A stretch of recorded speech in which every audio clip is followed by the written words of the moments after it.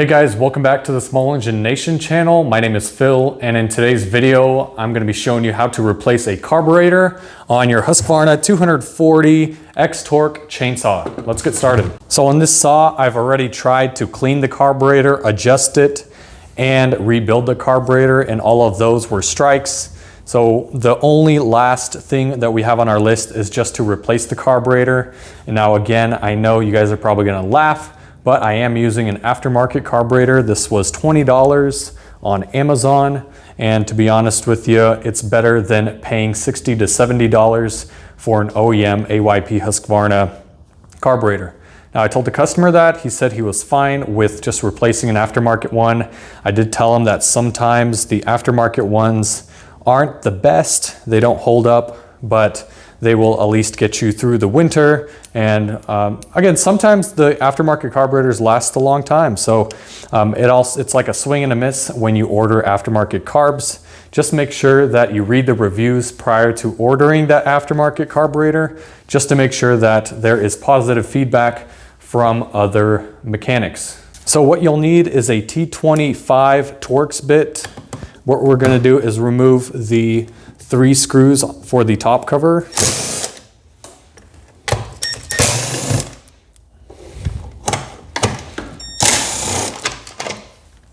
And now you can simply remove the top cover. It'll come off like so. Now we have access to the back side. The air filter will have to come off. It also uses a T25. So we're just going to remove that air filter like so. And now as you can see, it's very hard to get into this to remove this air filter box without removing this whole assembly here. I'm going to show you how to remove this whole assembly. It's quite frankly pretty easy, and it doesn't require much thinking when you do this. It's not a hard process. Let me go ahead and show you. If you flip your saw over, you will actually see a T25 Torx screw here that you'll have to remove. These screws actually hold the AV system or anti-vibration system springs. We have one right here. And last but not least, you have one on this backside, which I should have just done in the first place when we did the other one. So go ahead and collect all those screws, and you can just throw them in a parts tray if you have one. Now also on the back, you do have your throttle rod connected to your carburetor and your throttle lever or trigger. What you'll have to do is remove it prior to removing this handle. So the easiest way I like to do, or to remove these, is get yourself a screwdriver. And as you can see, the throttle rod has a C-bend on the end. So we're gonna have to, instead of taking off the trigger, what we're gonna do is just simply push the trigger all the way to the right and push the rod to the right, push the trigger to the left and slide the rod to the right with your screwdriver. And that should remove the rod. Almost, okay. Sometimes it takes try 2. There we go. And now what you can simply do is remove your handle assembly from the body. There's our throttle rod there. Now you can simply set aside that handle assembly.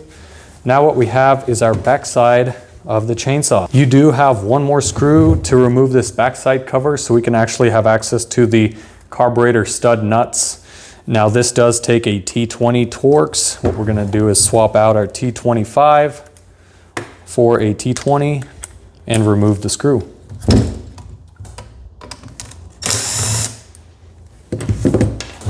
Now this cover should slide off, this backside cover. Just make sure to run the rod through. Now you can set this cover aside.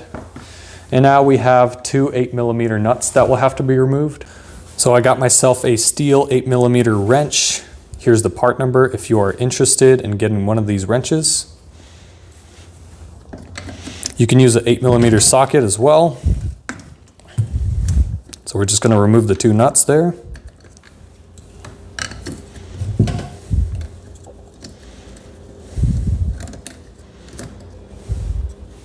Put those nuts aside.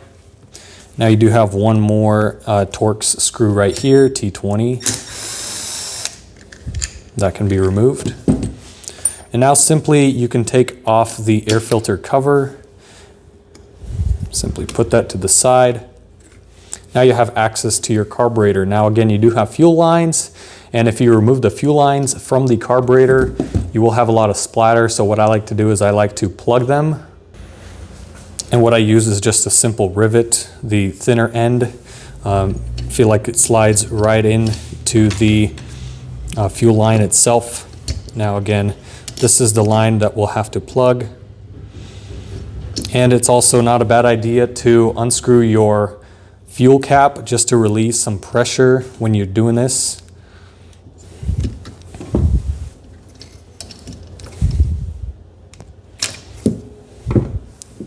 Okay, we weren't getting much fuel coming out of this line, but we're still going to go ahead and plug it just like so.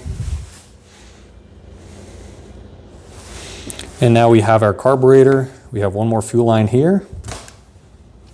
And we're going to go ahead and plug this line as well.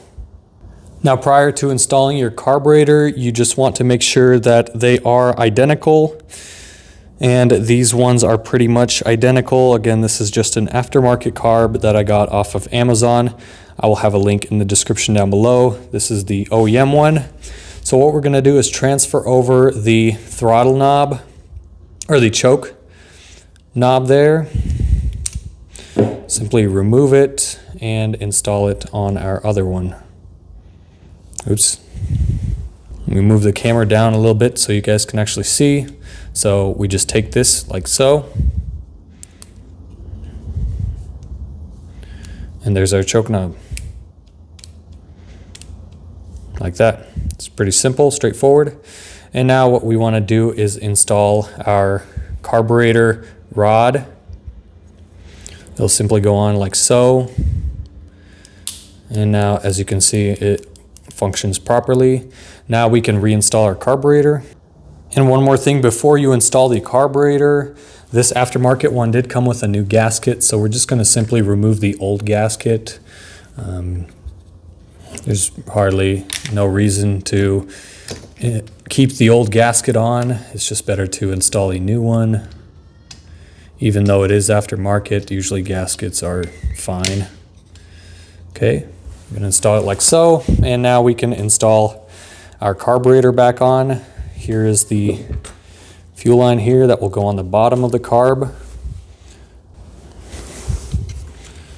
Just going to remove the rivet that was used as a plug, and now install the fuel line on the bottom. Whoops. And now also the same for the fuel line for the inlet.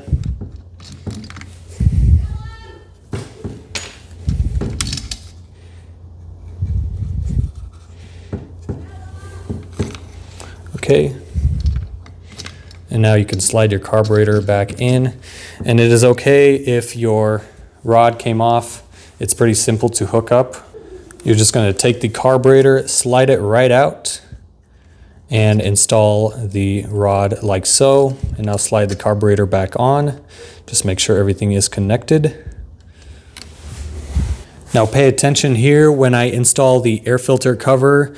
This point is actually not the point where the choke lever goes. It actually goes on top right underneath your stop switch.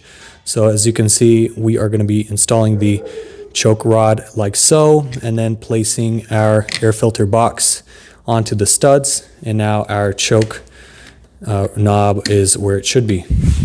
So now we can take our two 8mm nuts and reinstall the nuts by hand.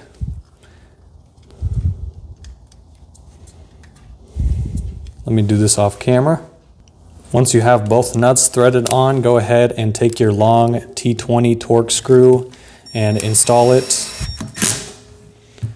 And then make sure that your carburetor nuts are tight. You don't have to over torque these. They don't take much to tighten. Okay. Now since we're already here, we can just go ahead and reinstall the air filter. along with the air filter keeper that we have here. So it will go on, let's see, go on, oops, like so. There we are. And now get your mini Torx screw, or I'm sorry, not the mini one. It'll actually be a T27 Torx or T25 Torx.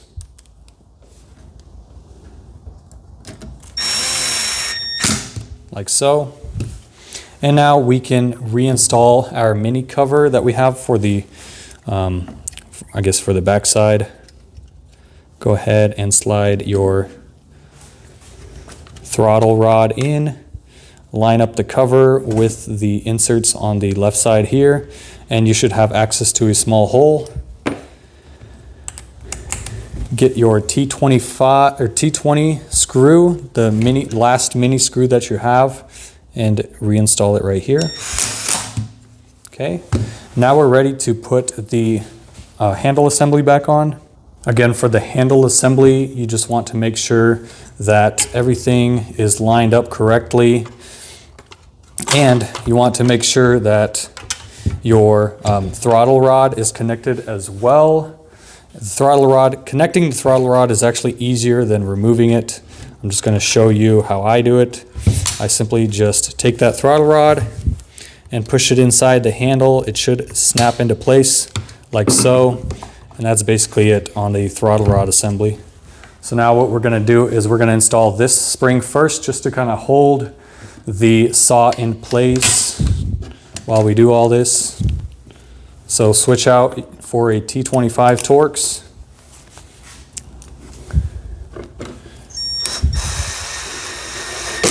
And install your first AV screw for your AV system. Now you can flip over the saw on its side. And now for the final two screws, you just want to tip your Husqvarna 240 on its side, on the bar cover side, and go ahead and take your screw, line up with the spring AV system, and install that screw. And now also I'm going to show you the trick for the last one here. As you can see, you have a hook on the end of that spring, and what you want to do is line up the hook with the hole there so you can actually thread on your screw. Once you have both lined up, you can simply install your last screw there. And there's the hook that I was talking about. You want to make sure that the hook is right with the circle so you can actually thread in the screw, and the spring will hold the whole chainsaw handle assembly in place. And last but not least, for the final part of this repair, we're going to install the engine cover. Simply slide it over like so. Make sure that your primer bulb is sticking out perfectly. And you don't want to torque these down until you get to the last one. And then you can torque them down with your impact. Okay. And now just test to make sure everything works. Throttle's working, stop off or stop kill switch is working, choke is working as well.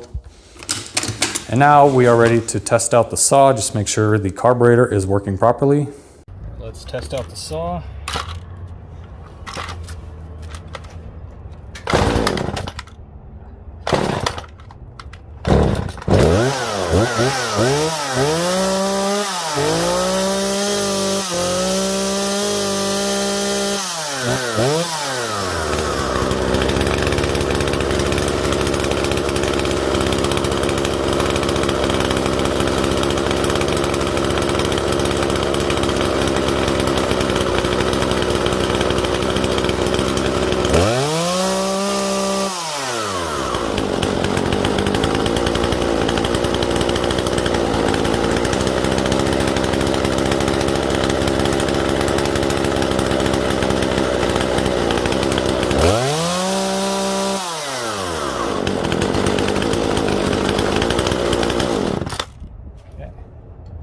So we did run into one slight issue with the chainsaw carburetor. Again, it was an aftermarket carburetor.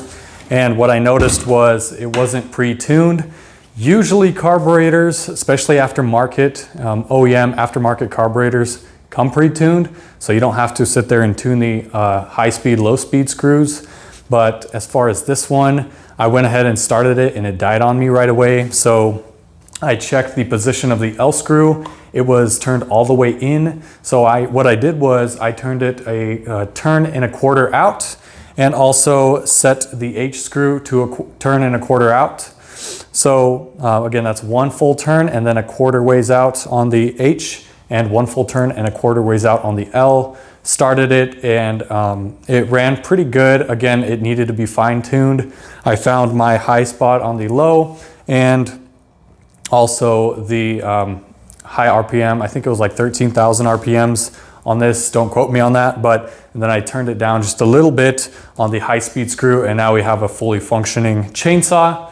As you saw in the video there, I did have to play with the idle just a little bit to make sure that the chain wasn't spinning. So hope you guys enjoyed this carburetor replacement video on a Husqvarna 240. It does have the X torque, and I believe it's an 18-inch bar. So let's see here. Well, anyways, it looks like an 18-inch bar. It's got a fresh chain on it. So it is ready to be delivered to the customer. I hope he will be happy with this chainsaw. And also, if this video was very informative, go ahead and hit the like. Also, make sure to subscribe to never miss another repair video, and I will see you guys in the next one.